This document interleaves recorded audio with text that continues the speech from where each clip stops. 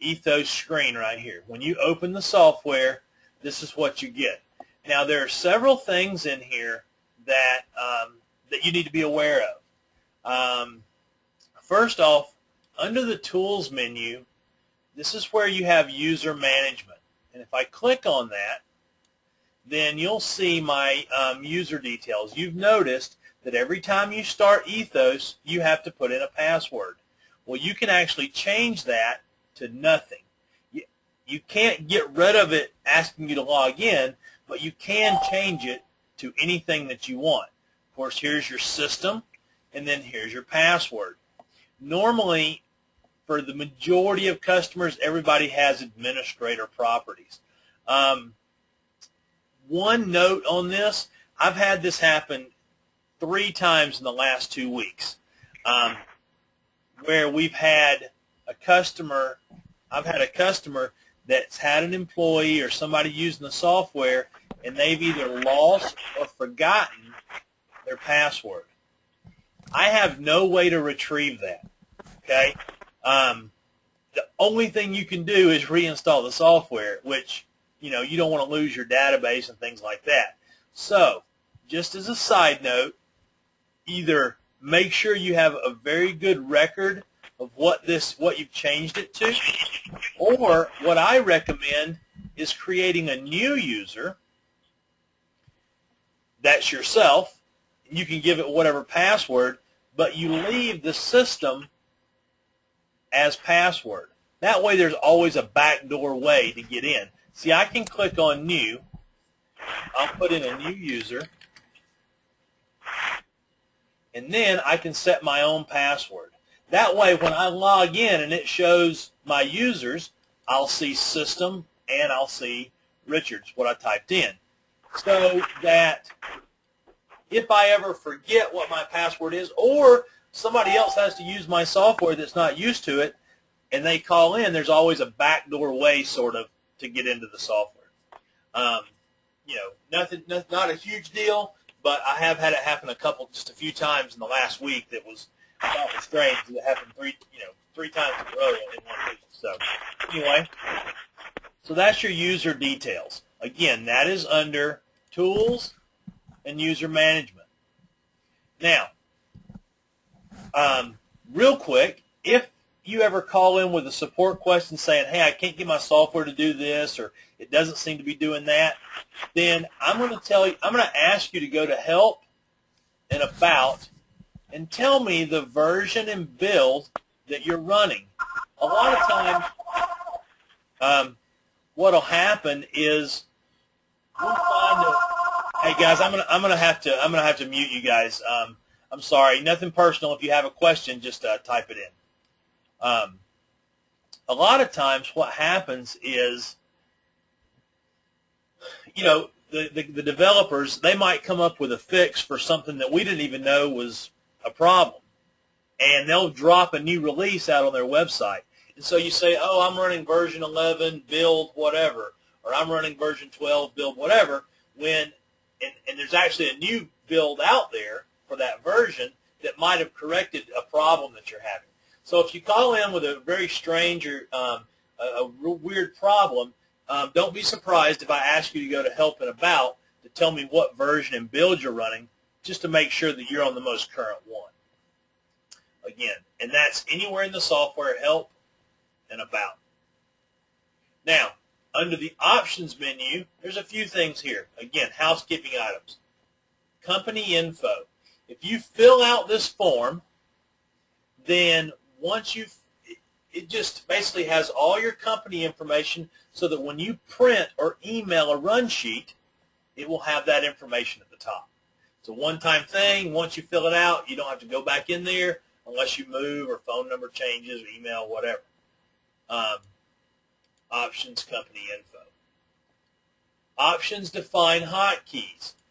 The more you get comfortable using the software, the more you could find a need for a particular hotkey. Personally, I like a tool called Views Zoom Resize. I use it. It's just something that I like to use. There's no hotkey for that. I can go Alt+1 let me remove this here. I can go down to my Views menu. Then I can go down to Zoom Resize and double left click on it, and it adds it to my command. So now when I hit Alt+1, it's going to do the Zoom Resize command. There could be a command that you like to use that there's no hotkey for. All of your menu items are under categories, and then under each category is all the commands. All right? So we say OK, and there's your hotkey list is customized. Now, also under Options, you have Settings. Under Settings, most of the things in here are fairly standard. A few things in here that I want you to be aware of. For example, as you digitize and as we talk about the software, it has a nudge feature. I've got my nudge set to move in 1 millimeter increments.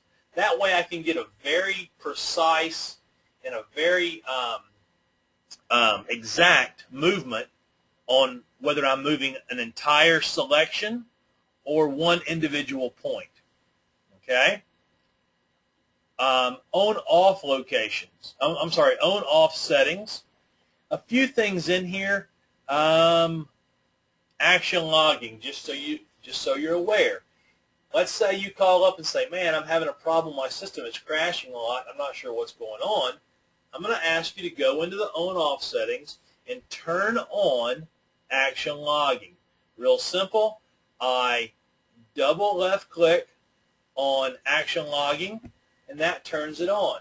What that does for me is it creates a text file, a very small file. It's called eventlog.txt. It's saved in your Ethos folder, and basically it will record all your keystrokes. And so I can go through and evaluate that and see what keystroke or what commands are happening on your system that's causing it to crash. Just more of a tool for me, really, to try to help you figure out what's causing some crashing. A few other things down here.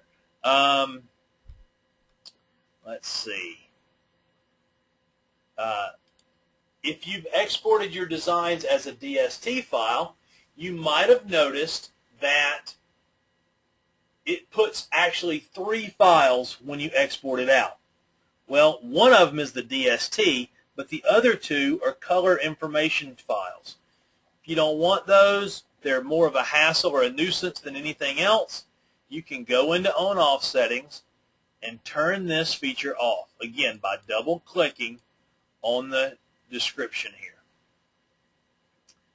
The next one down is show background color when printing. A lot of times I'll work with a gray screen. I don't want to print out a big gray box behind my design when I print it out. So again, double-click, and that turns this feature off. Other than that, everything else is, you're welcome to go through these, but most of them are preset the way you need them, and and they're ready to go. We're going to say apply. We're going to say OK. Now, under my design menu, this is how I can start a new design, but this is also how I can get to my browser. Won't spend a whole lot of time on this, but I'm going to click on Browser. This is my database. Remember, Ethos uses an ISI file. That is the condensed version of the files that Ethos uses. Those are the most important files. Those are the ones that you want to keep, that you can change, and all of that. When I click on Database over here in my tree, it shows me all the designs that I have. I can set it up by customer or by category, doesn't matter, and bring and open and see my designs that way. Now, the DST file is your throwaway file. That's the file that you need to get from your software to your machine, and you can do some edits to that, and we'll talk about it today, But that's not the file you're backing up. You're backing up your ISI files. Okay? If you buy a DST file or download or have a DST file that from Dakota or Great Notions or wherever, you open that up, save it as a new design in your database, and then it becomes an ISI. Now, it might still only be stitches. You might not have the outlines of that file, but you've saved it, in your database for future use anyway. Okay.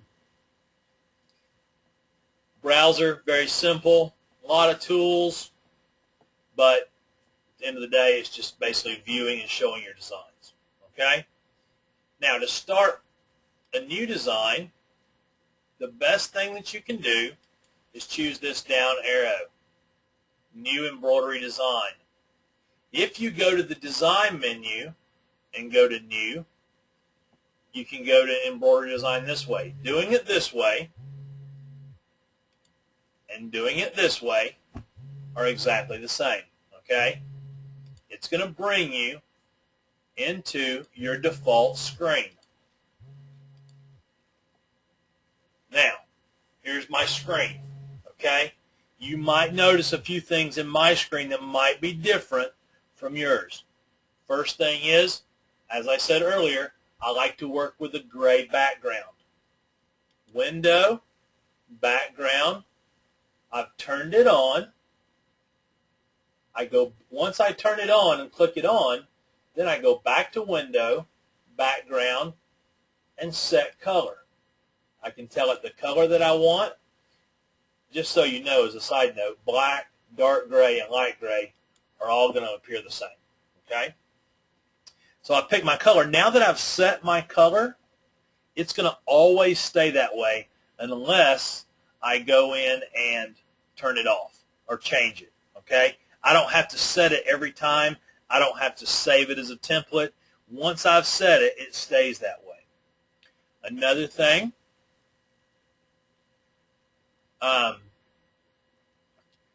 under View and Options, right here is how I can switch between the millimeter and inches. Me personally, I work in millimeter. If you prefer inches, you go to the Views menu, you go down to Options, you go to Display Inches, and you left click, and that turns it on. Now, I recommend that if you switch between millimeters and inches, that you exit out of the software and come back in. That will reset everything to inches versus millimeter. You can do it on the fly, but you might notice some things that didn't switch if you haven't closed out. So, and again, just like your color, once you switch it, it will stay on until you go in and turn it back off. Okay, so it's not one of those things that you have to change every time or anything like that. Once you do it, it's on. Now, the other thing that you'll probably see here is that I have a grid on my screen. I prefer working with a grid because it gives me an idea of my working area. I know without doing anything that as long as I'm in these 4 boxes,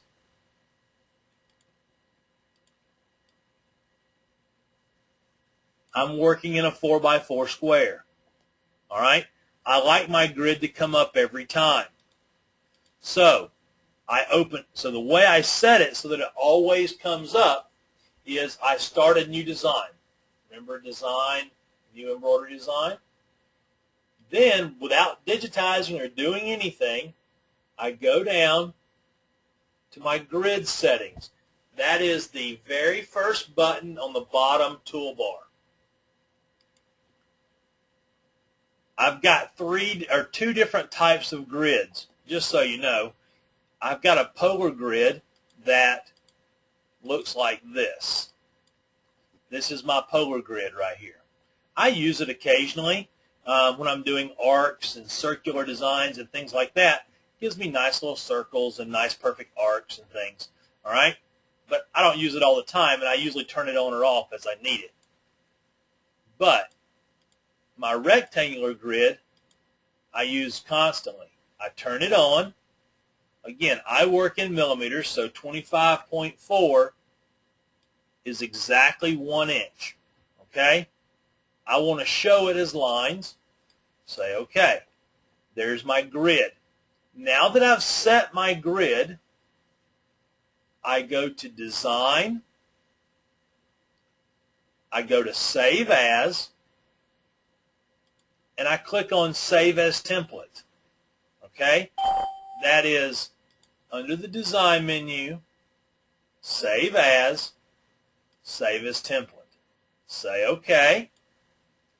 Now, when I say OK, I want this to be my default template. So I left click on Default, and I click on Save. It's going to tell me that I already have a default. Do I want to replace it? Yes, I do. Now, whenever I start a design, that's going to come up. Okay? There are other things that you can do to your template. For example, your needle colors.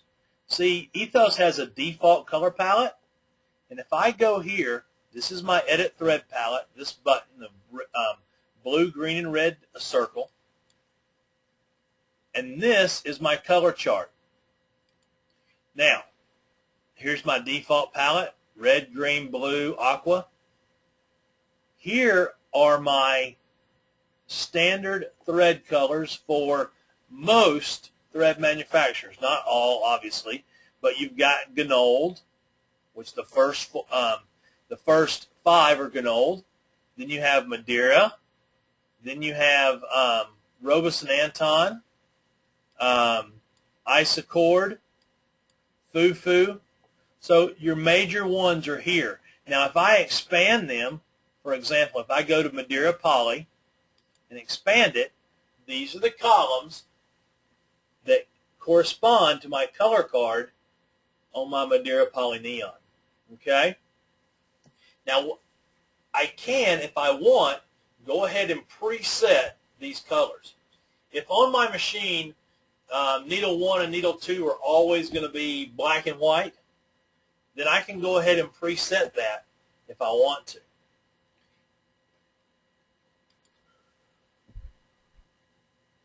You can, Nancy, you can add other brands, but you have to basically create your own range and then make it new, and then go in and, like, see, I've created one called Ackerman. I've only added one color to it that I was showing somebody.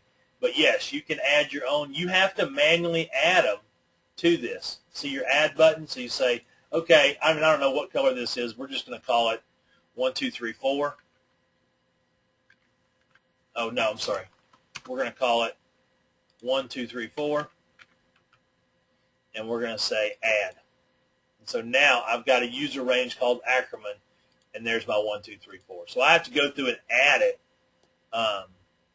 one by one, but then once it's there, it'll be there, for the whole time. Okay? Now, I can also find a thread. Madeira Poly. If let's say I'm looking for black, so if I come over here and find black, now I don't know what it is in Madeira Poly, but I click on Madeira Poly here and I say match. There it is, 1800. Click it. Or if I know the number, I can type it in right there. Now, I can set this up the way I want to. Again, for me, usually, I'll leave it the default colors because I can see them better. And then, when I'm finished with the design, before I'm saving it or emailing it to a customer or whatever, at that point, I go in and set my colors. And the reason I do it that way is because if I'm digitizing and I've already changed this to black, and I'm digitizing a black line, it can be hard to see. So a lot of times I'll digitize in a contrast color just so that I can visually see it better. But then once I'm done with the design and I'm ready to save it so that I can always remember what color I used, I'll go in here and set my colors. And then I'll save this as a new design in my database. That way, next year when they reorder, I don't have to remember, okay, what color red did I use? Did I use 1147 or what did I use? Because it'll save it with the design and you'll always have it there. But again, if you want to set this up the way your colors are set up, you go in here and set it up. And again, with nothing digitized, you can go to Save As Template, and make it part of your default template. Okay? The last thing is your stitch effects. Now, we give you basic stitch effects, and we'll talk about those today, but the more you digitize and the more you create your own designs, you're going to start to learn what stitch settings that you personally like to use. If you use a certain brand of shirt or jacket or towel or bag or whatever, and you've determined that these particular settings work the best, then you can go ahead and set your stitch effect settings up, save it as a template, and that way maybe you have a template for towels, maybe you have a template for Outer Banks polo. I don't know, you can have as many templates as you want so that you don't have to change those settings each time. Okay?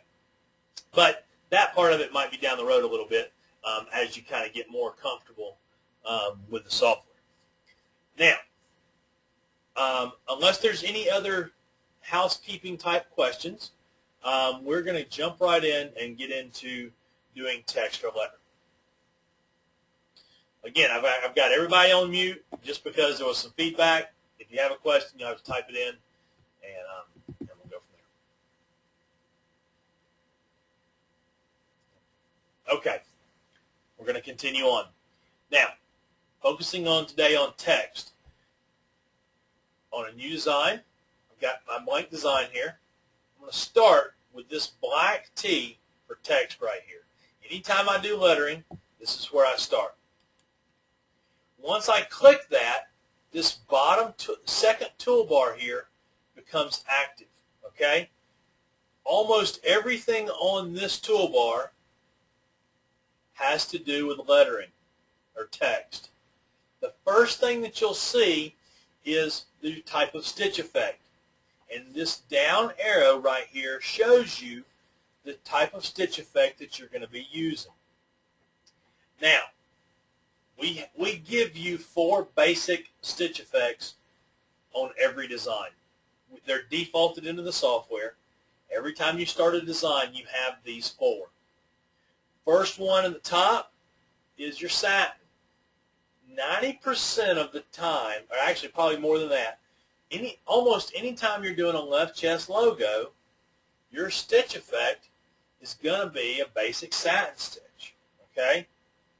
Very standard, and so that's what it defaults to. Now, the next one down is satin fill seating. Here's the deal.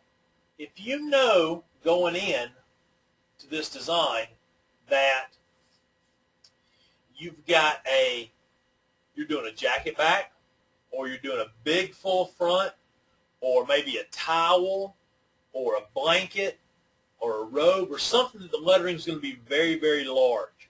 And when I say very large, it's kind of dependent on the font, but I would say maybe over 1 inch tall, okay?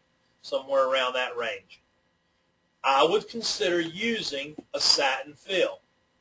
For those of you who might be new to embroidery, you know, your satin stitch, there are limitations to using that. I never ever recommend creating a satin stitch smaller than 1 millimeter. Okay? I never ever recommend creating a satin stitch much wider than 8 millimeters or 1/3 of an inch. Your embroidery machine will never ever sew a satin stitch longer than 1/2 an inch. That is a built-in setting on your machine. The unfortunate thing is the software will let you make a satin stitch as wide as you want. what happens is you send that to your machine, and instead of it sewing a satin back and forth, you're going to hear it jump back and forth and not put any stitches in. That's because that length is increased greater than ½ inch. Now, I think ½ inch is too wide. That's why my limitation is no smaller than 1, no greater than 8 millimeters, or 1/3 of an inch. Once you start getting around that 8 millimeter threshold, you're going to notice that your stitches become really loose. They snag on things. You can run your fingernail up underneath them, all that kind of stuff. So that's kind of where, at that point, I'm thinking about changing from satin to satin fill. Going the other way, we have a small satin built in. Lettering 6 millimeters or smaller, that's usually when I use my small satin. Excuse me. Small satin, basically it has a few settings in there, but it adjusts your underlay, kind of gets it prepared or to sew better for a small satin stitch. The last thing on this list that we give you is a zigzag fix. For typical lettering, unless you're doing applique, zigzag fix is not one that you would do for typical left chest lettering. It's a very open satin that you're seeing the fabric show through. Again, primarily used in doing applique. All right, so we've got basically our 3 main stitch effects here. We're just going to start right now with satin. It's on satin. The next thing we do is we come down to our font list. Now, you've got over 200 fonts in this list. Kind of gives you a preview of what they look like. You go down, you select your font. At this point, if you know what size it is, you can go ahead and pick one of our default sizes that we have built in. Doesn't mean that it has to stay this size. Doesn't mean that you can't modify any of the sizes in this list. These are just default sizes that we give you. 10 millimeter. Now, once I've done these 3 things, satin, font type, size, I left-click on the screen. You will see a flashing line. You type in your lettering. All right, now, I've got it typed in. If I decide, you know what, that's not really the font that I'm looking for, then what I can do is I can double-click, and as I go down my list, I can see what each font's going to look like in that name. Okay? We had a question on printing out the fonts. I do have a PDF that I can email you after the class. If you will just email me a reminder, say, hey, I like the PDF of the fonts, then I'll email it to you. Anybody that would like that, I'll be glad to include them in the email. So there is a PDF file that shows you what the fonts are. Now, so I'm going down my list. Once I come to a font that I want, I just left-click, and it will change it to that font. Now, I picked this 5 millimeter Arial for a reason. 2 things, actually. Number 1, this particular font can only be used at a 5 millimeter size. Okay? It is, you'll see, as you see on the R right here, it is an expanded stitch font. Okay? So you're only using it at 5. There is another font like that in the font list. It's down here in the S's. It's 5 millimeter serif. Okay? Same deal. Only used at 5 millimeter size, an expanded font. You can't click and drag it, make it bigger, make it smaller, because, again, you're manually adjusting stitches there. All right? Another thing that you'll notice on this font is that instead of it showing my rest of my characters, it shows this bar. If you ever see this bar on any font, and you'll see it occasionally depending on your fonts that you're working on, it means that that particular font doesn't have the character that you've typed in. Copperplate is a very pretty font. I like it. I like the way it stitches out. It doesn't have lowercase characters. Okay? Now, there's a couple of things that you can do. Just because this font doesn't have a lowercase doesn't mean that I have to use only this font in my lettering. I could use the R in Copperplate. Okay? So we'll come over here and we'll come down and pick Copperplate.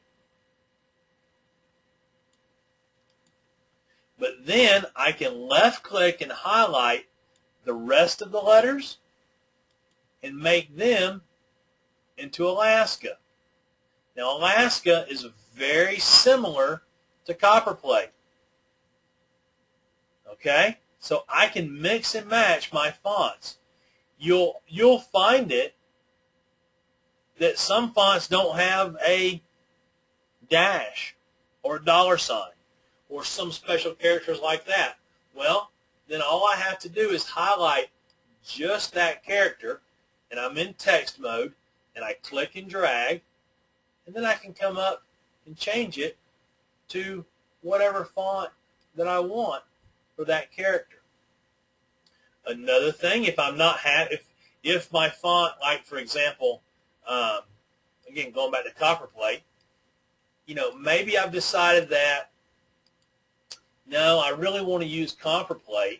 So what I'll do is I'll go in and put in the rest of my letters, but then I'll make them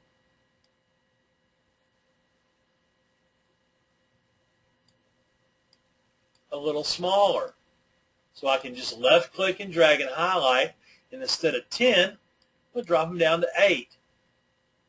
There are a few fonts that this is how they do their lowercase. It's just a smaller version of the uppercase. Cambridge is a very popular font for athletics. That's one of them. That's the way it does lowercase. Is it just makes the lowercase characters a little smaller than your uppercase. So there's a lot of things that you can do. Now, I can also highlight one character, and besides making it bigger or smaller, I can adjust my thread color. So if each one wants to be a different color, then I just highlight it and change it. Okay? If I want to see how it stitches out, very first button on the left-hand toolbar, stitch all outlines. Now that I've seen it stitched out, but I've still got more work to do, delete generated stitches. This button and this button you'll use quite a bit. This is a digitizing program. I'm going to mainly work in outlines and then generate my stitches when I'm done with those out. When I'm not done, but when I want to see the stitches in there. I see the stitches. Now I need more outline work. I turn it off. So don't be afraid to use these two buttons. They name this delete generated stitches. In my opinion, that's a poor choice because you're not deleting anything. You're turning off the stitches so that you can see your outlines. Okay? All right. So we've got our lettering. I'm just going to make it all one color again. We've decided on our font. We've decided on our size. Now this is our offset. Okay? Offset moves your lettering up and down. Okay? If I click in this ruler and drag, it brings an imaginary a guideline down for me to look at. Let me change this to even another color here. All right? Now look at the lettering on the screen here. One thing that people notice that tends to jump out is that the C and the D on this font are sitting lower than your other characters. Can everybody see that? That is done intentionally, okay? That is because when we stitch this out,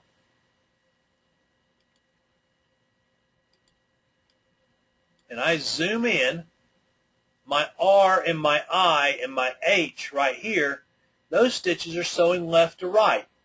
They're a satin stitch. I guarantee you 100% the satin stitch is going to pull, but it's going to pull in the left and right direction.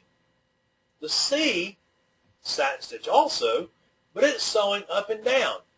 It's going to pull in the vertical direction, which means that these stitches are going to pull up towards this line. That is why you see that. That is a built-in feature in the software. You rarely do you ever want to go in and adjust that. What happens is people that are not aware of that or don't understand that can come back and say, well, why is your C lower than your H?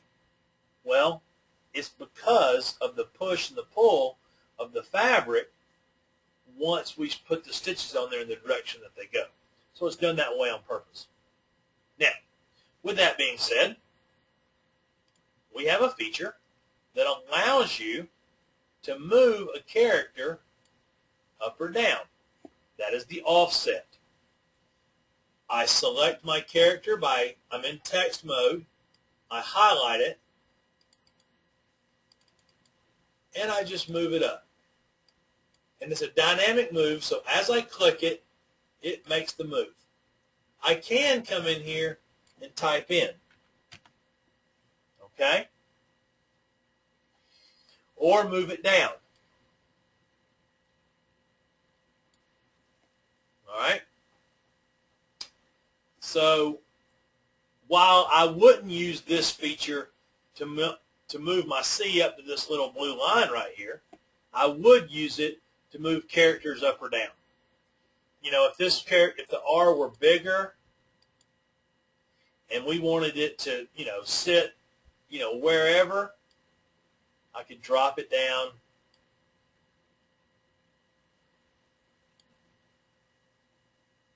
and make it sit, and it's a very precise, very dynamic movement, okay? This right here is called your offset. If you look at the little diagram beside the thing, it shows your lettering moving up or down, all right? Next, you have your inner character spacing or your spacing, okay? Again, a lot of times what happens is, like for example, I've got a nice example of that. In Cambridge, let's make this a little smaller.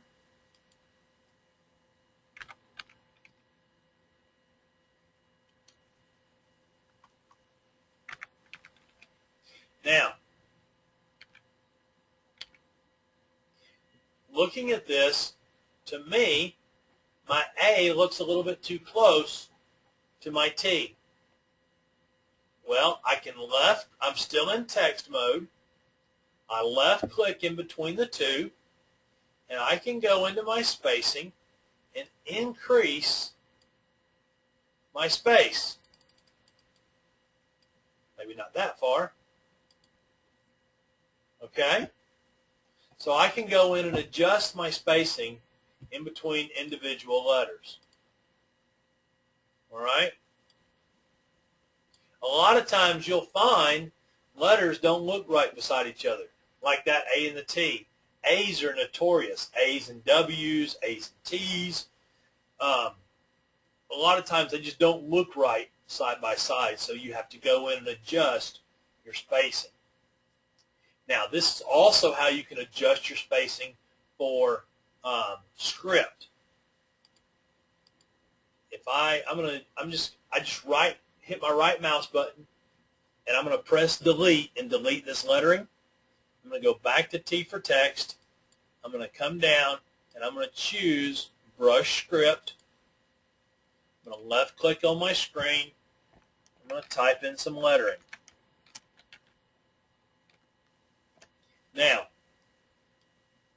if I want to make these letters a little closer together to give them some overlap, I can click in between the letter and decrease the spacing. Okay?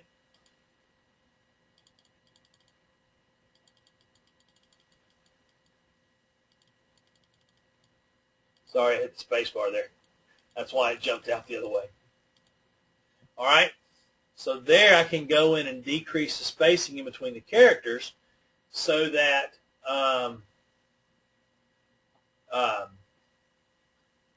I can give them more of a, scripty overlap look. It's not always going to be the same number. I could highlight everything by just double left clicking inside there and adjust it all. But unfortunately, it's not always going to be the same number because of the way the tails sit, the way that one character is supposed to connect to the other. It's just not always going to be exactly the same.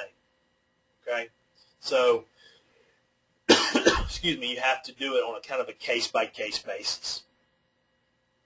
All right, now we're going to skip over this T for now. We'll come back to that though. This right here is your bold option.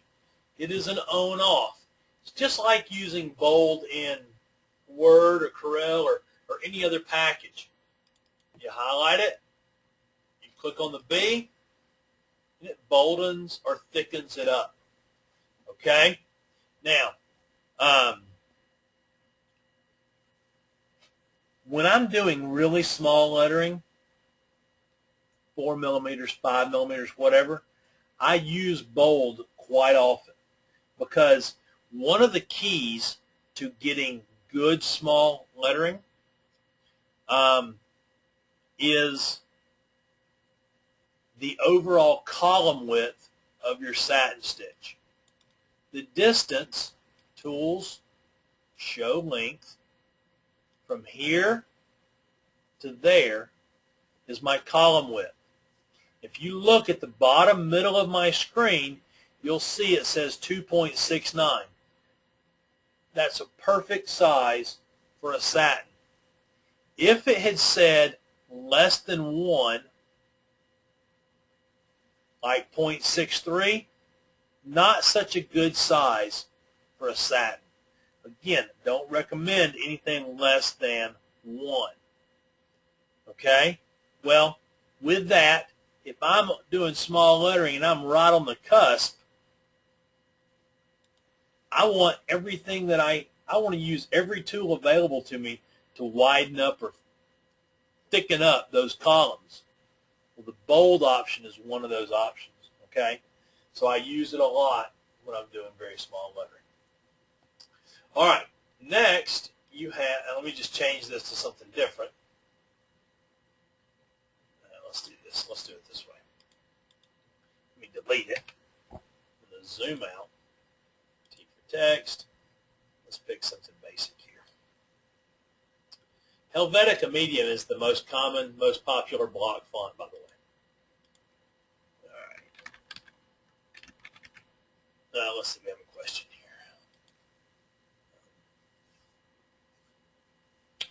here. It's very similar to adding pull. Nancy, the difference is pull comp is thickening up or expanding out actual stitches. Okay? Bold is actually moving these outline points out further. All right? So the end result is pretty close to being the same, but bold is actually moving the outline points, whereas pull comp is moving the actual stitches. Now, make this a little smaller so we can see it better. All right. Italic, like bold, it's an on-off. Okay, there it is on, there it is off. Real simple. All right. Next, you will see left, center, and right justification. Now, so far today, all we've done is just basic straight text that we've typed in. Left, center, and right justification have not really come into play. But the next thing we're going to talk about is line text, and that's where your center justification or your justification period can come into play. Okay? Now, T for text. The first option here is line text. When I click on line text, I have a crosshair. I have to draw a line that I want my lettering to sit on. The way I do that, left click, left click. Okay? Here's the line for my lettering to follow.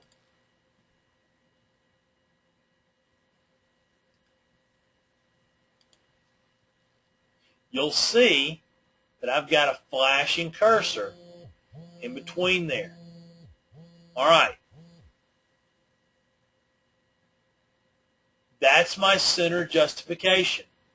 As I start typing, see its default, it goes center. It's creating it center justified. If I turn on left justified,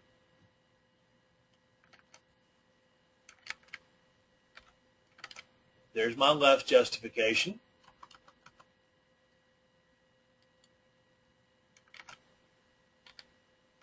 There's my right justification. So there's my three different justifications right there. Now, I can highlight it and change it to one of the others. So if I forget, it's not that big of a deal.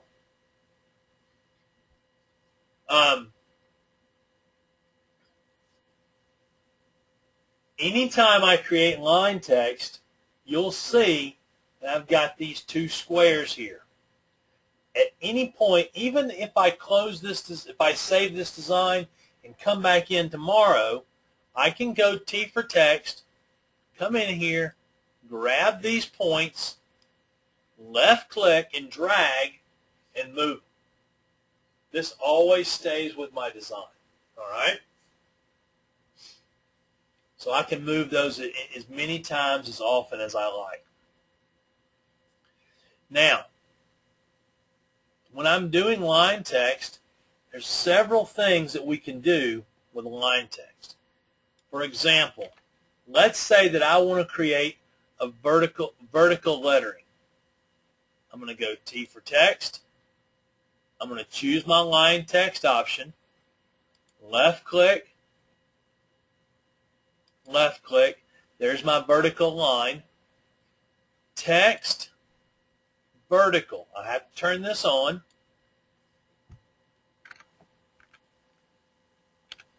There's my vertical lettering. Okay? All my same features. My offset, my spacing, all of those I can still control. I can still highlight it, change it to a different font,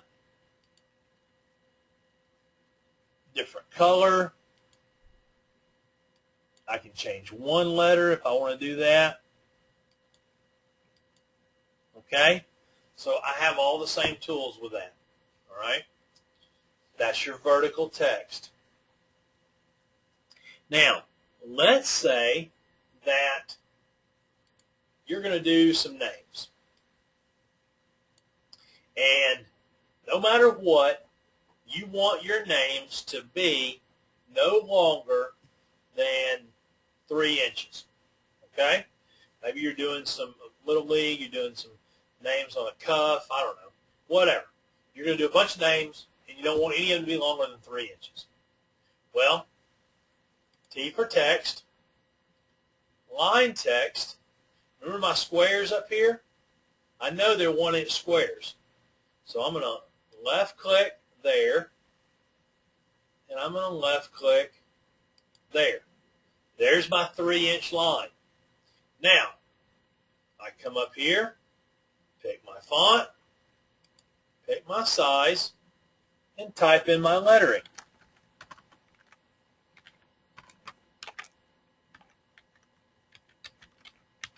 Now, well, first thing that's happened, my very first name has gone past my 2 base points. Remember, my base point's there, my base point's there. I left click, I double left click and highlight it. I go to the text menu and I go to placement. Now, placement is a great tool within text, okay? Remember where this is, text and placement. You've got 3 options down here. First thing we're going to focus on is condense width.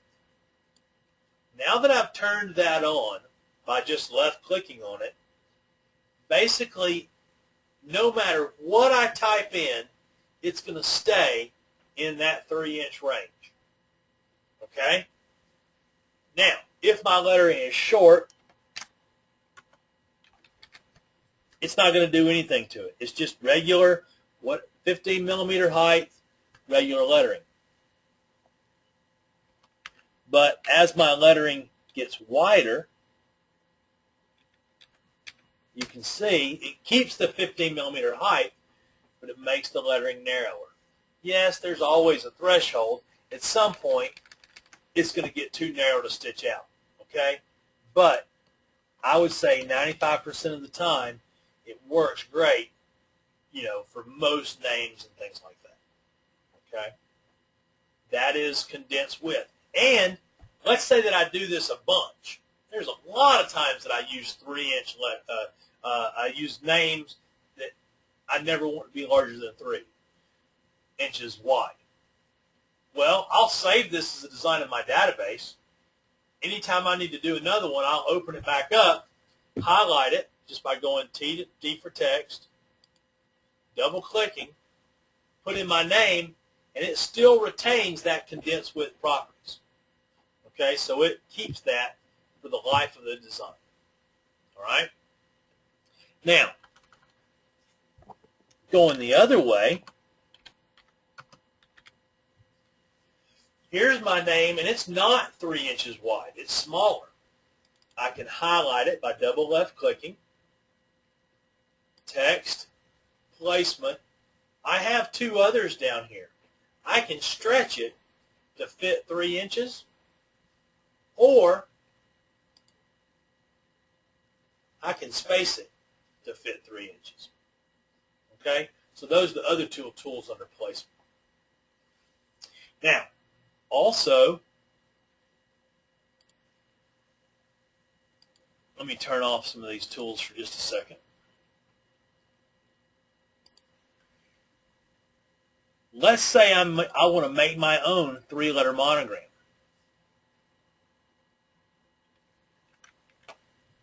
I've typed in my 3 letters. I highlight the middle one, make it larger. Then I highlight them all, text, placement. Instead of sitting on top of this line, I'll drop it to the center of the line. And boom, there's my 3-letter monogram right there. Any of my fonts, any of my 200 fonts can be a monogram. Okay? So I can also drop it below the line. We'll talk about below in just a second. All right. Any questions on line text as we move forward? All right. Next option we have, T for text, arc text. Left click, left click, left click. To do arc text, I have to put in 3 points. The left side, the right side, and then I pull up or down and left click for the arc. Okay? you'll notice on the screen that we have 2 line points, one on each end, represented by a square, and a triangular point, represented by a curved point represented by a triangle. That is consistent throughout Ethos. Ethos has 2 types of points throughout the whole software. Has line points, squares, has curve points, triangles. Again, just like our line text a few minutes ago, at any point I can grab these and move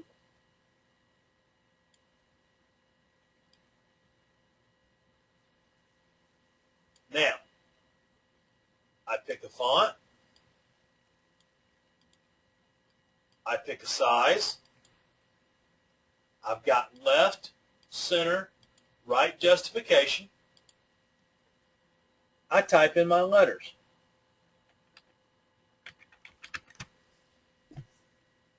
All right? Same rules apply, same tools.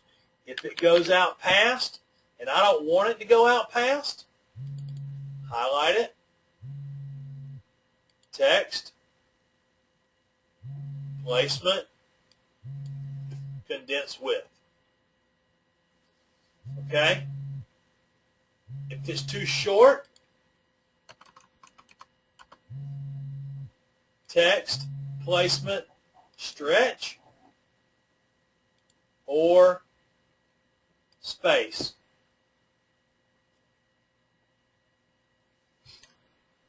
All right? Now, what if I'm doing a reverse arch?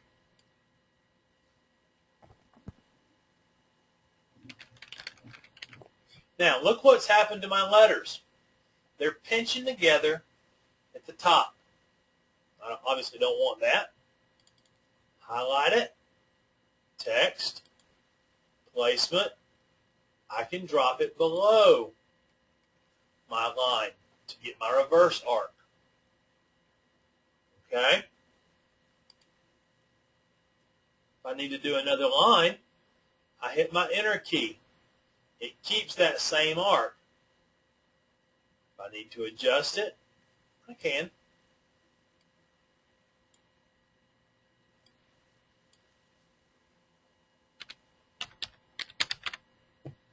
All right. Oh, it's way too wide. Highlight it. Text. Placement. Condense width. I want to drop it down a little further off that line.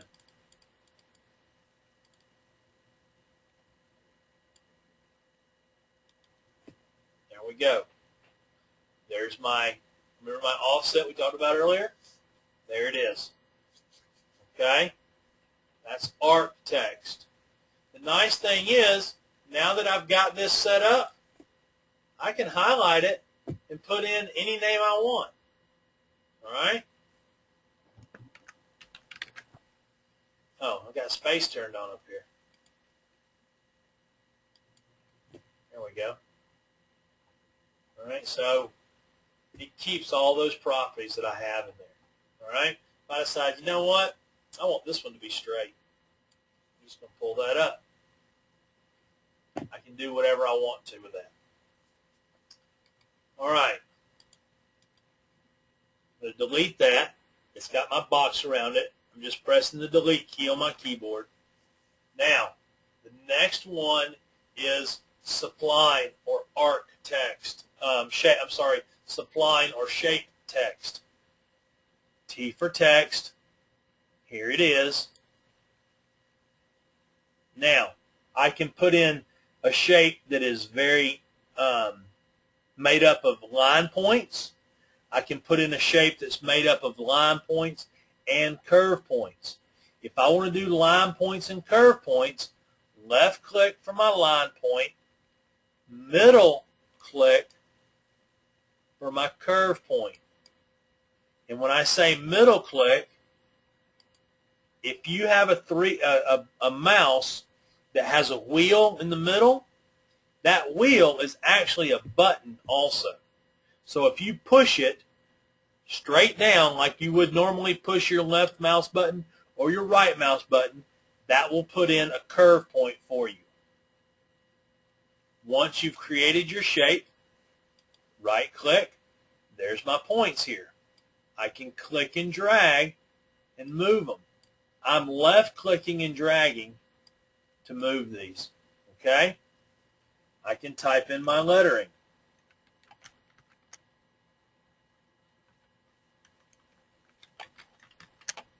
Now, it's following my path, but it's pinching together in a few places because of my arc.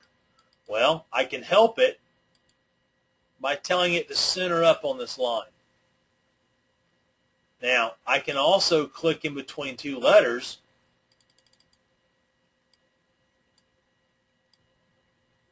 and increase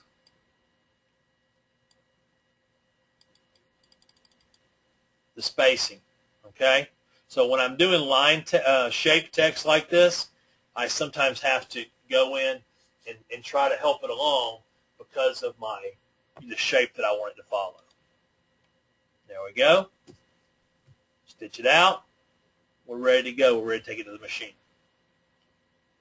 Okay? The fourth one is my circle text. Imagine, I'm going to delete this lettering here. Hit delete. Imagine I've got a logo right here in the middle. And I want to put lettering in a perfect circle around that logo. Well, T for text. Here's circle text. Click it.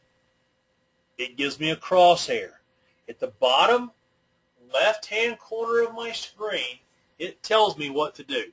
It says enter center of circle. So at that point, again, imagine I've got a logo kind of right here in the middle. I would find that center, left click, move my mouse to the right. Now, that's key. You have to move it to the right. If I move it to the left, it's going to do it upside down. Move it to the right. Once I've made the circle the size that I want, I'll left click a second time. Now I'm ready to do the top half.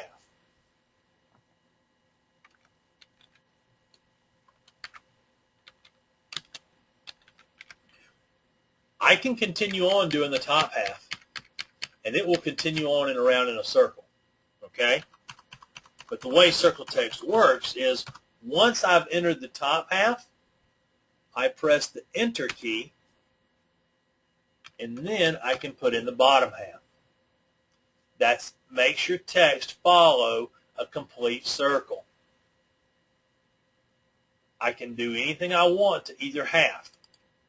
Make it a different color, make it a different font, make it a different size.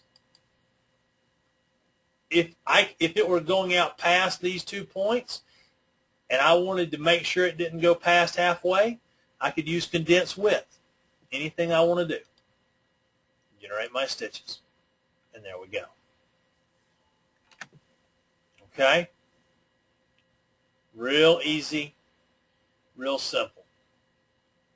Now, there's one more button that you have that we do not have.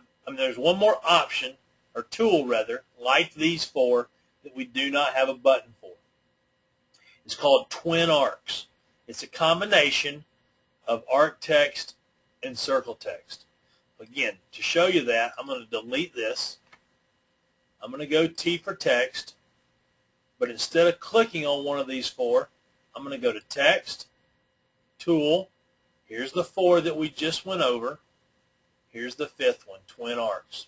Now, again, click the start of your arc. Left click, left click, left click. 3 left mouse points. The left side, the right side, the height. Type in your top.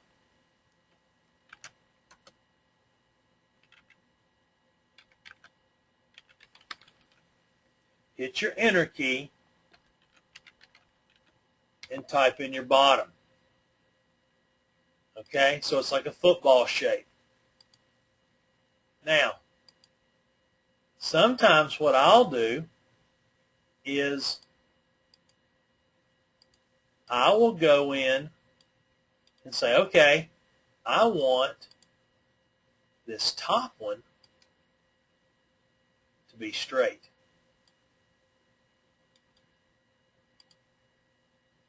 And there's my lettering. Straight and arced. Okay?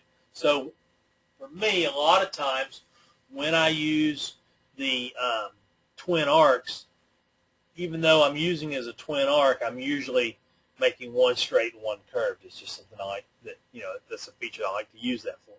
And again, it makes it very easy. I can come in here, highlight it, type in, whatever lettering.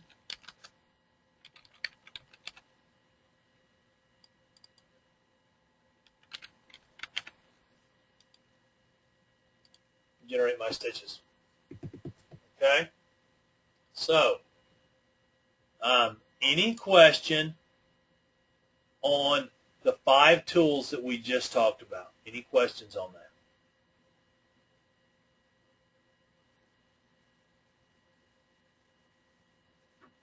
All right. It's 11:09. We're going to take about a 3 to 5 minute break. Don't log off. Don't hang up. Don't do anything like that. Just grab your drink of water, whatever, and then we will continue on in just a couple minutes, okay? If you have any questions, you can type them in, all that good stuff. Be right back.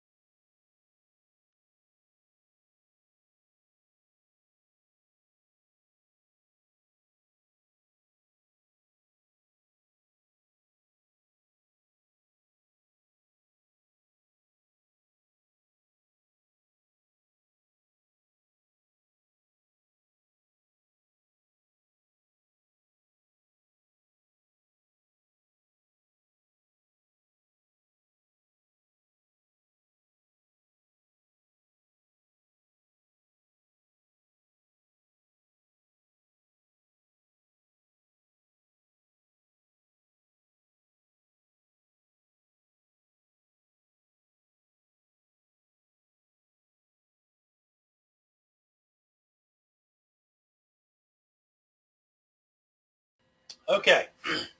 All right. We're going to continue on. Now,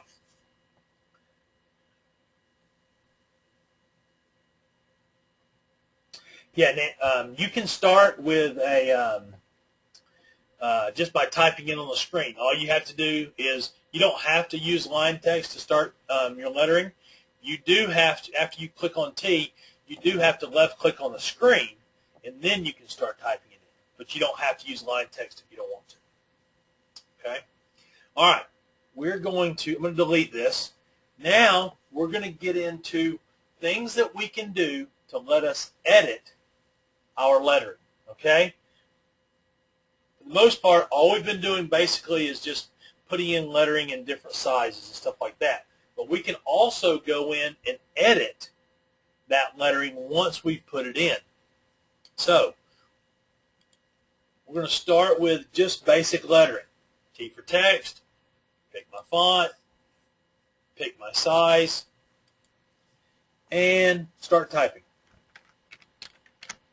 All right, now I'm going to right click, and that puts a box around it. Right clicking tells you the text that you've done it. You're done with it to this point. Now, what I can do is I can manipulate this lettering. I can edit it. I can grab a corner and left click and drag. Okay? That will make it larger or smaller. And when it does that, you'll notice that whatever corner you grab, it uses the opposite corner as your anchor. So if I grab this corner, it's making it larger or smaller using this corner as the anchor. Now, I don't have to grab a corner. I can grab an edge or the top or the bottom. Now, when I do this, I'm starting to distort my lettering. Okay? All right. Now, what I can do is if I hold down the Control key, that's the CTRL key, and grab a corner, it lets me make it larger or smaller out of proportion. Oh, I'm sorry, guys. Guess you guys weren't seeing that, were you? Sorry about that. Somehow it got paused on me. All right. So, again, clicking on the edge of the lettering puts a box around it. This lets me distort it. This lets me pull it up or down. Okay? This lets me make it larger or smaller in proportion using the opposite as your anchor. The Control key, grabbing an anchor, lets me do it out of proportion. All right? The Shift key, if I hold that down and grab it, it makes it larger or smaller using this center point as your anchor. Okay? So the Control and the Shift let you manipulate it that way. Now, other ways that I can edit this, I can manipulate my outline points. All of my lettering is built by outline points. That is this icon right here, Select Points. If I click it, you'll notice that these fonts are made up of line points, squares, curve points, triangles. Now, if I zoom in, like on my B here, where I've got some issues, I can left click and drag and move individual points. I can also drag a box and move them together. So if I want to move multiple points, I can move them together.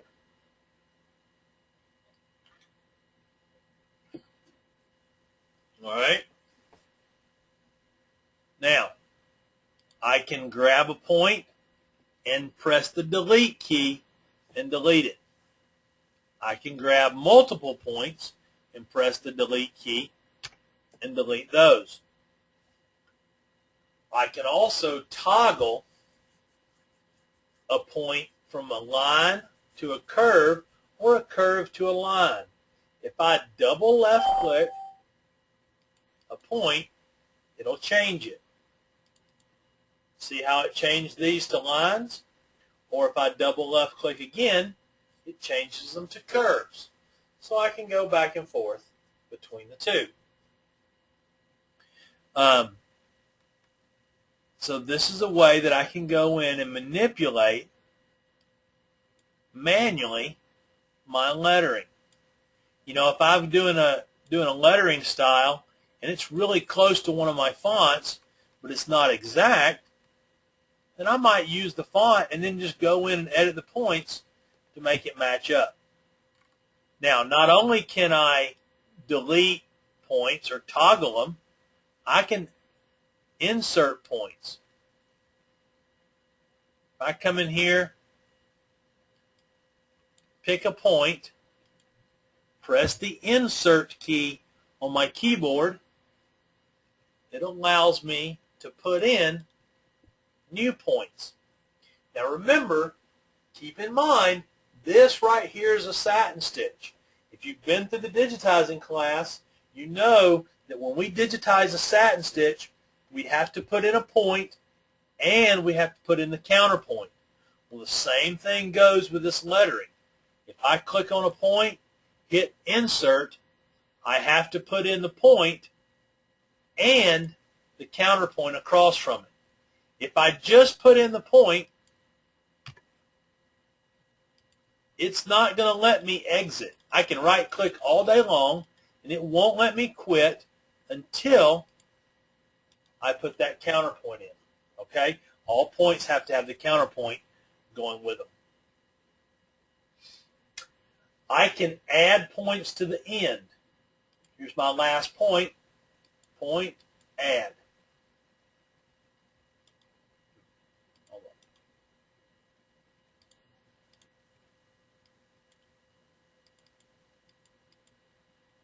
When I go to point, add, it lets me continue on. But again, I'm digitizing a satin, so I have to put in a point and a counterpoint. Okay?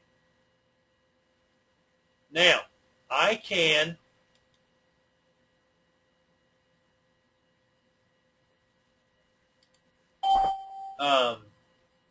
split points. Now, what I can do is I can take this C, grab a point, go to my point menu, and say split. Now, look what it's done. It's broken my letter apart. Okay? So split lets you break apart your letter. All right, now, come back in, put some more lettering in here.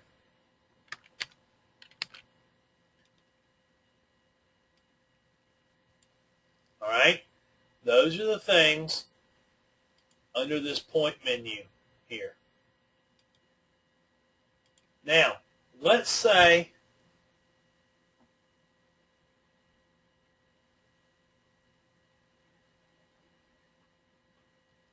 yeah, Brian, you're right. On the question was about the line and the curve. There is a feature that you can use in the software that's new from what you're used to, Brian, that would allow you to digitize a line point on one side and a curve point on the other. Okay, yeah, that is something new from what you had before. All right, now I can go in here and add a drop shadow to this. I'll grab my lettering, I go to Tools, and I go to Add Shadow. When I click on Add Shadow, it wants to know how much overlap that I have. I don't usually go smaller than 0.5. Okay, you can set this to anything you want, but for me, 0.5 is about as small as I go. I click OK. It gives me a preview of my lettering. I place my shadow and I left click. Now, it does several things when you do that. It selects the lettering, the shadow part, so that you can edit it after the fact. It resequences the shadow part to stitch first. And it breaks up the shadow to only stitch pieces, as opposed, so there's not much wasted stitches. Okay, I can come in here, change my sewing angle. Again, this is for my shadow, and there's my drop shadow. All right, drop shadow is a great tool, works really good. If I'm doing small lettering, 7, 6, 5 millimeter, I'm not using the drop shadow tool. Here's the way I'm going to do it.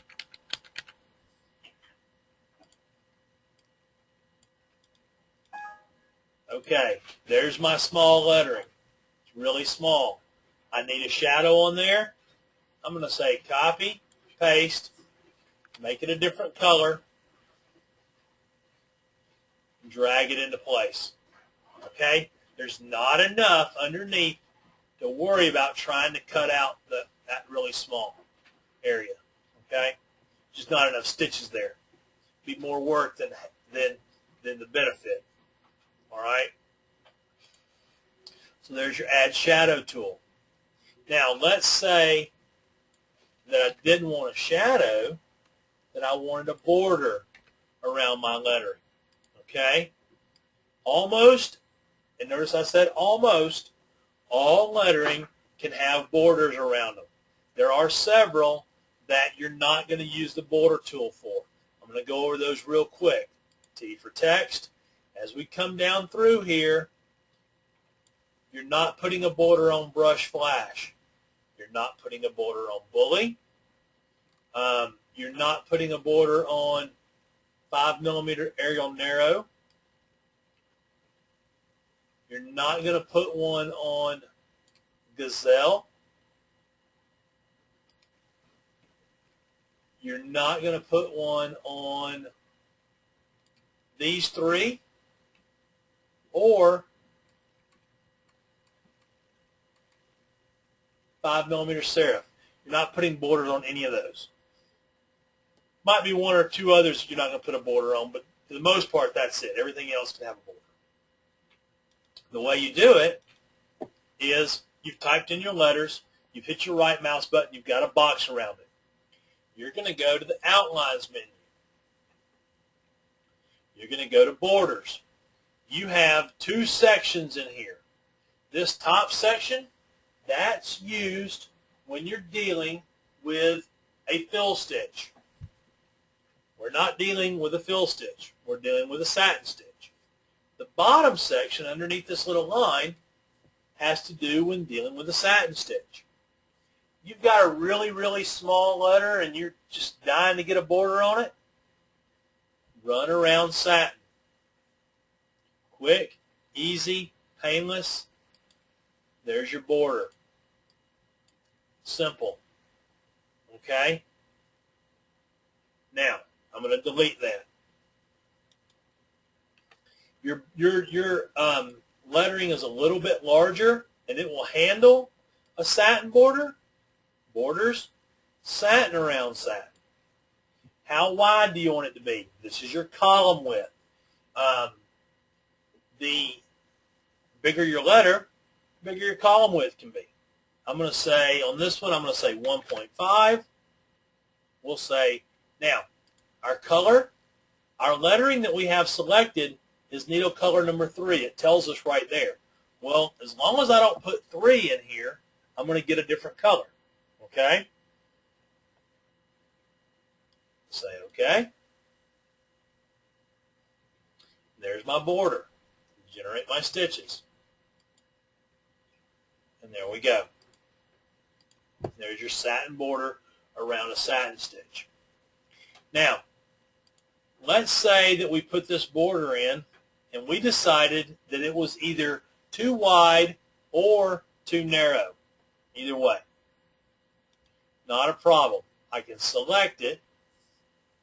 Actually, a shortcut key in the software, this is kind of a generic shortcut key for everything, is if I want to get everything of a certain color, I hold the letter N for Nancy, and I left click, and it selects all of the items that are that color. Now, under Outlines, Compensation, I have a feature called Expand Satin. Okay? Expand Satin lets me go in and take my satin stitch and make it wider or narrower. I can expand just the left or the right side, or I can expand it around the middle. I can do it by percentage or millimeter. I personally use millimeter most of the time. Watch what happens to the red border as I increase this up arrow. It'll get as wide as I want to make it, or as narrow as I want to make it. So I can go up or down. Apply, close. When I go back into Expand Satin, it shows me what I've done so far. I've expanded the middle by 0.3. Now, I can say, well, let me do the right. And so I can pull this in. If I'm having some trouble, like on this A, I don't really have a lot of extra room right here. Okay? I can't really expand it anymore because it's going to, this gap that we see is going to close up. But I need a little bit more for whatever reason. I need to make it a little bit wider, make it stand out more, whatever. So I can just do the right side and watch the inner part and see it's getting wider while the outer part's not. Excuse me. That's why I can do the left and the right. All right? Just say apply, close, generate my stitches. And there we go. So that's under Outlines and Expand Satin. I'll use that not just for borders. I might have a really small letter.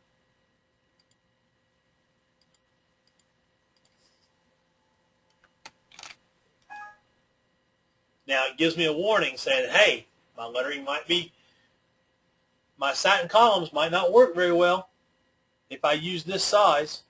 Okay?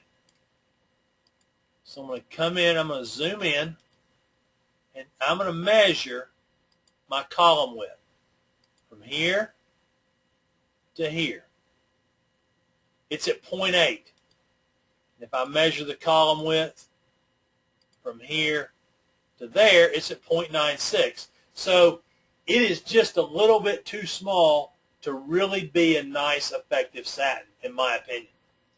I'm going to go in here, Expand Satin, bump it up some.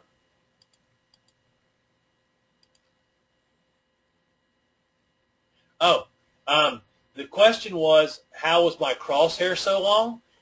There's a setting that you can turn on and off to change it. Under Tools, in Preferences, you have Use Large Crosshair. And that's what I personally use. That way I can see it across the screen and things like that.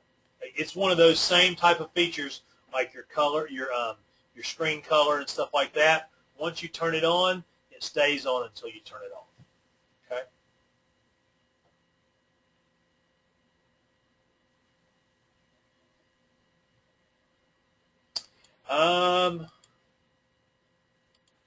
The question was, does it show you what you've adjusted after multiple times? We've adjusted at 0.4. Let's see if we go more now. Let's see what it does.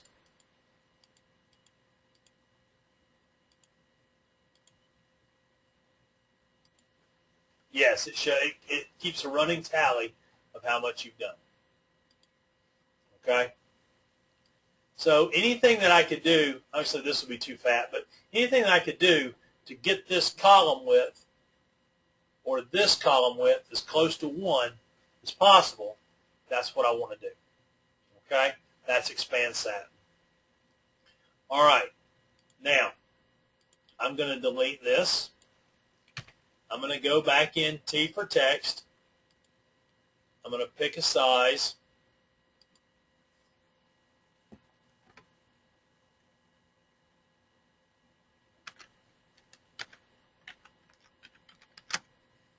I'm going to hit my right mouse button, and we're going to talk about other ways that you can manipulate or edit this lettering. First off, if you look at this lettering, you'll see that every character has a crosshair.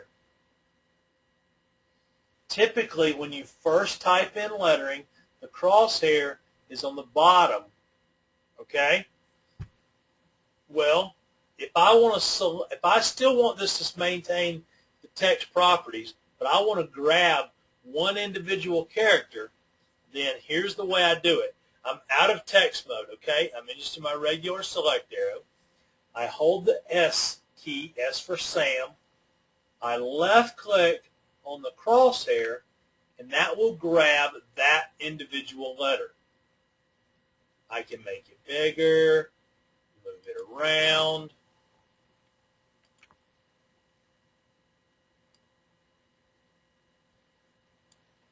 Do whatever I want to do to that character. Okay?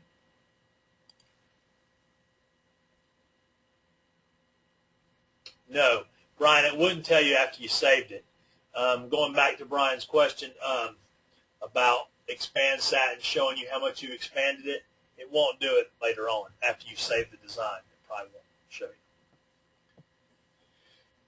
All right, so to grab one individual character, S, left click, and then you can grab it.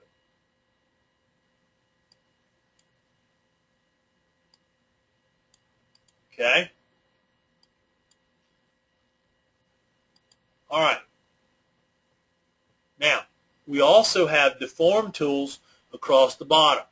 I'm going to delete that, put some more back in here.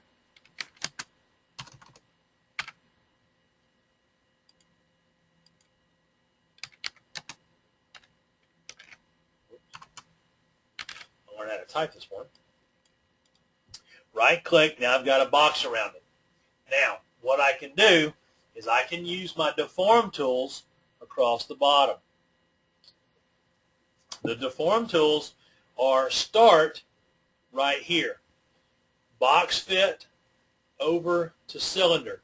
These are all deform tools. The primary difference between these tools down here and these tools up here is that up here, if I've realized I've made a spelling error or I don't like the font, then I can still highlight my text and change it to something different. If I manipulate using one of these tools and then realize, oh man, I'm not crazy about that font, then if I change it, it's going to go back to this basic straight line text. Okay? Now the first one is box fit. I click on it. It gives me a crosshair. Left click, left click, left click. It requires you to put in 3 points you're building a box for the lettering to fit inside of. Okay? We undo. This is my undo button. Click on box fit. 1, 2, 3. That's box fit. All right? Undo. The next one is arc fit. Very similar. 1, 2, 3, 4 left mouse buttons. All right, 4 left clicks. I put the left side, the right side, height of my arc, height of my lettering. Okay? Again, we'll do this one more time. Arc fit. Click it. 1, 2, 3, 4. Here's my 4 left mouse clicks to make arc fit. Right click to exit out of your tool. Generate your stitches. Okay? Undo. Turn off my stitches. Now, distortion. When I click on distortion, I have 4 individual points that I can manipulate. 1 in each corner. Left click, left click, left click, left click. Okay? I can distort this by clicking and dragging however I want. Now, let's not get carried away. All right? My machine wouldn't be too happy with something like that. Okay? Undo. This one is perspective. Again, I have 4 points, but instead of them working against each other and letting me distort it in any way I want, they work together.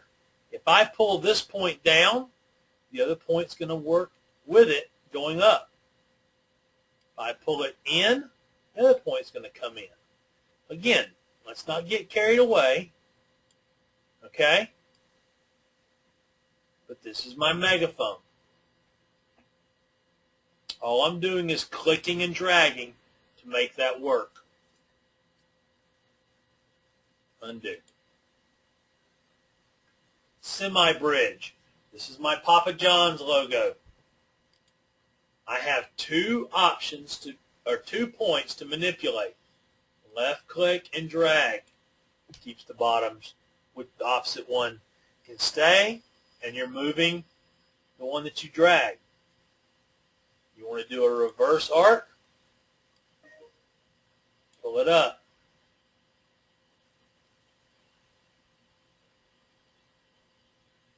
Now, this is how I can also, another very popular thing to do is pull this up, pull this down. Okay? That's how you would use that tool. Now, my favorite distortion tool is the bridge tool. Going back to earlier when I talked about sometimes letters don't look right together, like A's and T's and such, a lot of times when you put lettering on an arc, it doesn't look right together. The lettering sometimes appears too spaced, or the spacing seems like it's off a little bit. Well, the bridge tool, that's this tool right here, makes a nice, pretty arc for just about all lettering combinations. It keeps the lettering straight up and down while it puts it on an arc. All you have to do, click this tool, grab the bottom or top point, doesn't matter, left click and drag upward. Now, I use this a ton when I'm doing simple arcs, putting names on the back of hats, or a company name on the back of a hat, or I want to do a nice, just a simple, cut and dry, easy arc. It is, in my opinion, it gives you one of the best returns on no matter what lettering you put in. Okay? Nice, easy, simple to do.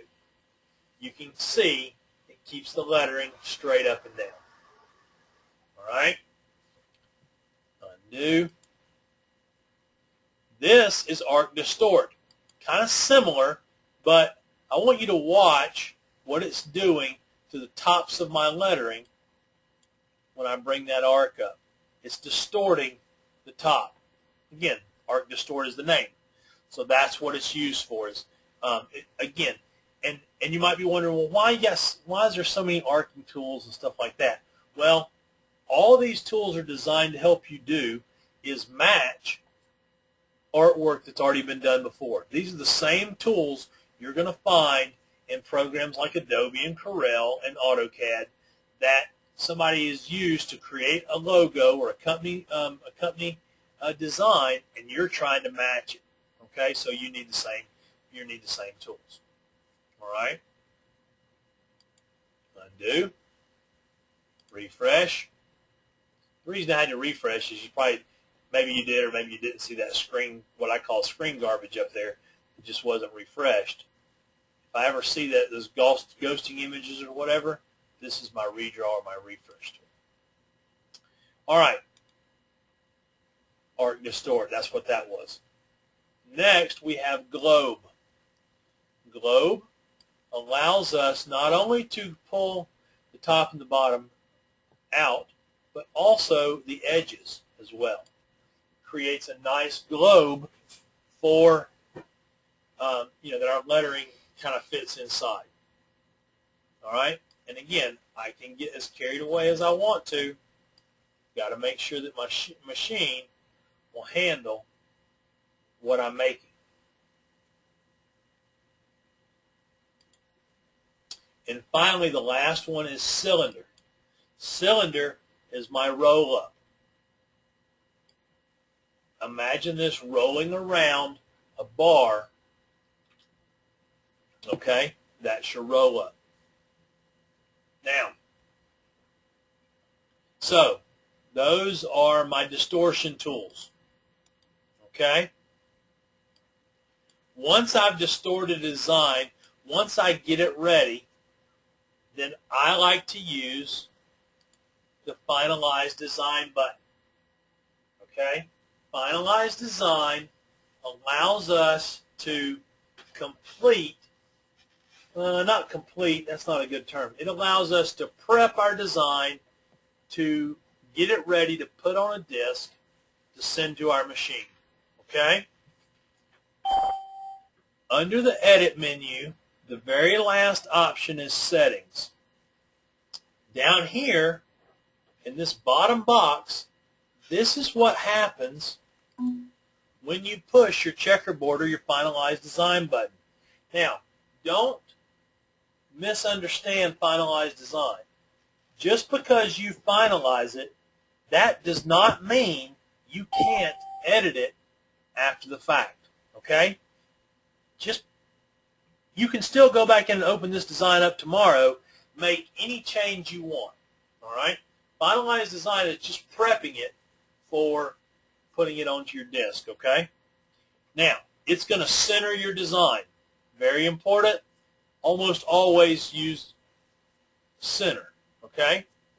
It's going to restitch your outlines. Anytime you make a change in Ethos, you want to regenerate your stitches. That's that. That applies that change. Well, it does it for you one more time just in case. It's going to delete your image. If you're working with a background and you're to this point finalizing it, it's going to delete that image out of there. Now, if you don't want that, you can obviously turn it off, and it stays off until you go back into Edit and Settings and turn it back on again. Okay? The small text warning that we've kind of been seeing a little bit today, it will warn you if you've got column widths in there smaller than 1 millimeter. Not going to stop you. It's just going to give you a hint or a warning. If you have this turned on, it's going to ask you your fabric type. Now, we haven't got into any stitch settings today. We'll have to do that on our next one, okay? It will adjust your stitch settings based on your fabric type. And when I mean by stitch settings, I mean your density or pitch, your underlay, okay? It'll come up with a whole list of fabrics. You pick your fabric and it adjusts. A couple of things. If you've already adjusted your stitch settings and you don't want it to change anything, cancel that step. Just when you see it come up and it asks you, you see the list, just click on cancel and it won't do it. If you don't see your fabric on the list, you can add new to the list. You can delete stuff in there you don't want. Okay? Set jump to start. This is a biggie. If you use Brother embroidery machines, I recommend turning this feature off. Okay? Because your Brother machine has a built-in feature that does jump to start already. All right? If you don't use Brother and your machine needs a jump to origin or a return to origin, leave it turned on. You probably, if you've been playing with Ethos and you're not familiar with this, this is why, if let's say you have a two-color design, when you read it into your machine, this is why it has that extra color change, because it jumps to start. All right? On or off, depending on your machine type. It wants to save your design. It's a good one. Brings up your save box. Okay. Put your design name in, pick your customer, all that good stuff. It does a tidy up. It deletes any stitch smaller than whatever this number is. Defaults to 0.3. I usually set mine to 0.4. Any stitch smaller than 4/10 of a millimeter, I want to get rid of it. Okay? It's going to do all of these things when I click this button. I click it. This function will automatically finalize your completed design. Do you want to continue? Yes, I do. Here's my fabric. If I don't know, use default. If I don't want to do this, click cancel. If I want to make a new one here, if I want to remove one here, say OK. Centers, restitches, brings up the Save as New Design and Database. This is what I always want to do, Save as New Design and Database. Say OK. Put in my information and say OK. Now, once I've gone through that, then I'm ready to put this on a disk to send out to my machine. Design, export file, export DST. It remembers the last location. The last DST file that I made, I had a floppy in my A drive. Now I don't have one in there. So I'm going to say cancel. Well, since I don't have a floppy in my drive, where am I going to put it? My documents, somewhere on one of my drives, my desktop. It's going to be a Tajima file. I give it a name. I click on save. Writes that Tajima file. Okay? Or that DST file. That's what you're looking for. All right. Now, I know that we didn't get into editing, stitch editing like we wanted. That'll have to be our next class, part of our next class. But we do have a couple of minutes. I want to just show you one thing real quick on stitch editing. Design, import, alien DOS. This is how I bring in a Tajima or a DST file. It wants to know where my file is. Well, I pick the location. I pick the folder. It wants to know what kind of file it is. Typically, it's Tajima Okay? It's the .ds asterisk or DST. Here's a file. I'll double click on it. Yours, you only have Artisan Plus or whatever program that you have. And now it's reading in my file. Now, this is a big file for a left chest. It's actually too big. It's closer to almost 6 inches wide by 3 inches tall. Again, we're kind of coming to the end here, but if I need to change the size of this design, I'm not going to select it and click and drag. I'm not going to do that. It will change the size, but it won't change the stitch count. If I need to change the size, I need to use the Stitch Graduator option right here. Okay? In the Stitch Graduator option, the second section, Transformation Settings, this allows us to make the design larger or smaller, and it will adjust my stitch count. I'm dropping it 10%. Okay? If I go down 20%, I'm getting closer to a typical left chest. All right? Say OK, and there it is. Now, typically, any design can be about can be adjusted that way about 20%. After that, I better evaluate and make sure my satins haven't got too narrow or my satins haven't got too wide. Either one of those two things. Okay, that's all we have time for as far as editing on a DST file. But that kind of gets you started with that. Next class, we will start with stitch editing. We'll go into this a little bit more on what we can do to edit our stitches before we get into the digitizing portion of it. For those of you who live in the East, you know, the Atlantic City ISS show is next week. It's next Friday, Saturday, and Sunday. If you're interested, I will be there. I'll be in the Brother booth working, so you can come by with questions, or if you'd just like to meet me or whatever, that'd be great. But that basically means we will not have a class next week. We had a question. It says, was that under finalized? Yes, it was. It's on your left toolbar. It looks like blue stitches with a magic wand. So that means that we won't have a class next week.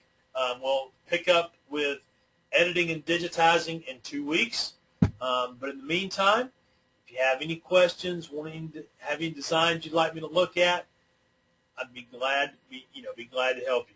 I'll also, while I'm at the show, have access to my email. So if you need me on Thursday or Friday, just shoot me an email, and that'll be the best way to get me, and I will contact you back. Otherwise, I appreciate you guys letting me have the class today. I hope you learned a lot, and we will see you next time.